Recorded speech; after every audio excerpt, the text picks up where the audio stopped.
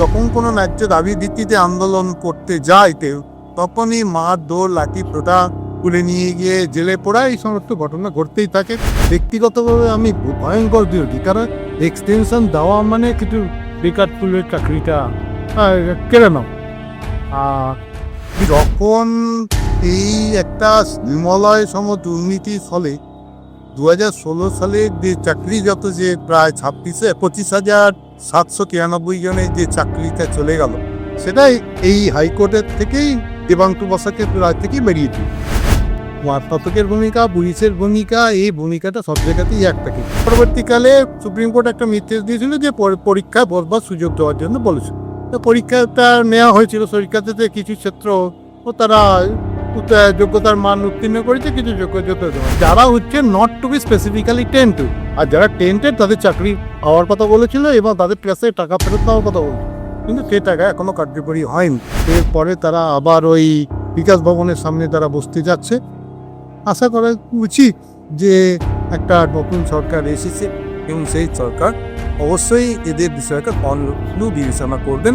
এখন যিনি বর্তমান মুখ্যমন্ত্রী, তিনি আশ্বাস দিয়েছিলেন যে উনি ক্ষমতায় এলে পরে সেই বিষয়টাকে উনি সহানুভূতির সঙ্গে বিচারণা করবেন।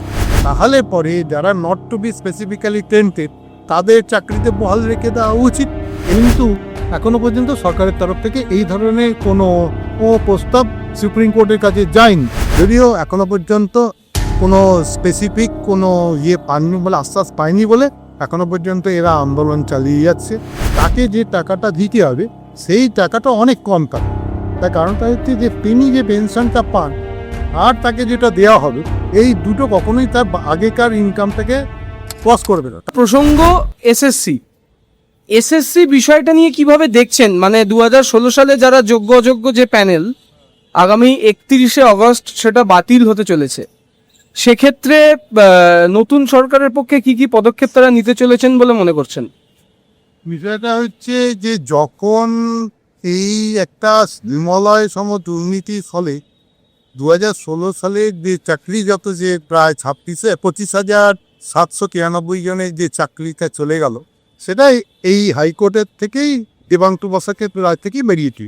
এরপরে সেটা সুপ্রিম কোর্টে যায় এবং সুপ্রিম কোর্টও এই একই তথ্য জানতে চেয়েছিল এসএসসির কাছে যে আপনারা যারা স্পেসিফিক্যালি পেন্টেড তাদের লিস্টটা দিয়ে, কিন্তু সুপ্রিম কোর্টের কাছে একটা লিস্টটা সাবমিট করে, তখন সুপ্রিম কোর্ট তাকে জিজ্ঞেস করেছিল যে আচ্ছা এর ভেতরে কি, এর বাইরে কি আর কেউ আছে?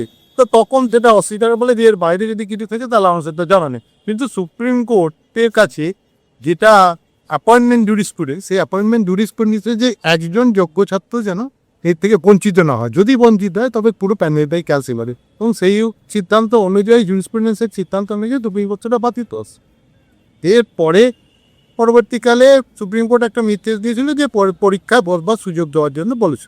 তো পরীক্ষাটা নেওয়া হয়েছিল, পরীক্ষাতে কিছু ক্ষেত্র ও তারা যোগ্যতার মান উত্তীর্ণ করেছে, কিছু যোগ্যতা মানে, কিন্তু এত বছর শিক্ষকতা করবার পর আবার নতুন করে পড়াশোনা দূরে চাকরি পাওয়াটা অত্যন্ত কঠিন। তারপর খবর বিছানা, সংসার রয়েছে, ছেলে মেয়ে রয়েছে, সেই অবস্থাতে অনেকেই পেয়েছে। ফলে এই পরীক্ষা চলাকালীন পর্যন্ত, অর্থাৎ 31 আগস্ট পর্যন্ত সময় ছিল, যতদিন পর্যন্ত মাইনে পেয়েছিল যে যারা হচ্ছে not to be specifically tainted, আর যারা টেন্টেড তাদের চাকরি হওয়ার কথা বলেছিল এবং তাদের কাছে টাকা ফেরত দেওয়ার কথা বলছিল, কিন্তু সে টাকা এখনো কার্যকরী হয়নি। কিন্তু ওই সরকারের সীমাহীন দুর্নীতির জন্য এই ঘটনাটা ঘটেছে, এ বিষয়ে কোনো সন্দেহের অবকাশ নেই। এবং এখন যিনি বর্তমান মুখ্যমন্ত্রী, তিনি আশ্বাস দিয়েছিলেন যে উনি ক্ষমতায় এলে পরে সেই বিষয়টাকে উনি সহানুভূতির সঙ্গে বিচারণা করবে। এইবার এই সরকার আসবার পরে যদি তারা একটি এসএসসি বলেছে যে তারা একটা টেন্টেড লিস্ট বার করবে, তাহলে পরে যারা not to be specifically tainted তাদের চাকরিতে বহাল রেখে দেওয়া উচিত।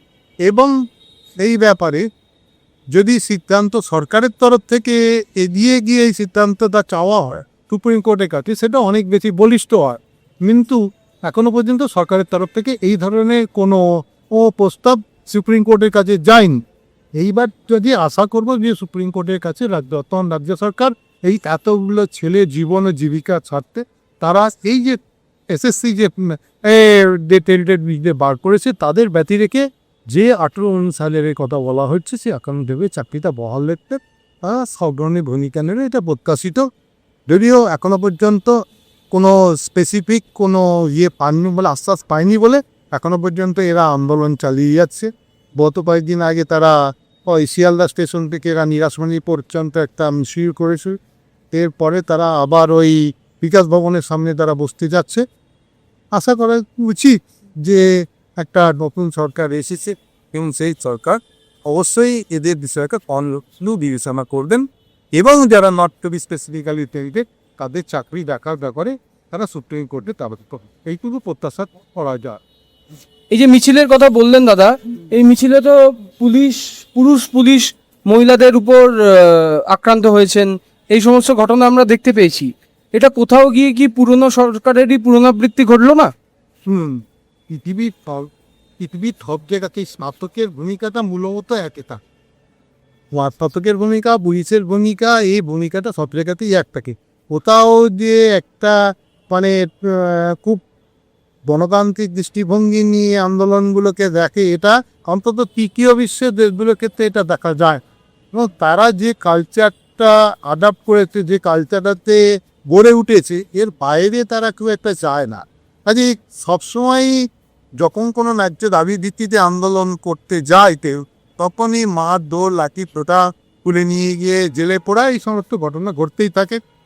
তবু এই পদ্ধতির মধ্য দিয়েই যারা ন্যায্য পাওনা যাবে তাদেরকে এগিয়ে যেতে হবে, তাদের দাবি দেওয়াটা সরকারের কাছে উপস্থাপিত করতে হবে এবং এই দর কষাকষির মধ্যে দিয়ে সরকারের কাছে একদিন মিষ্টি বার্তা পৌঁছবে যে এদের কাছে এদের জন্য কিছু করার দরকার।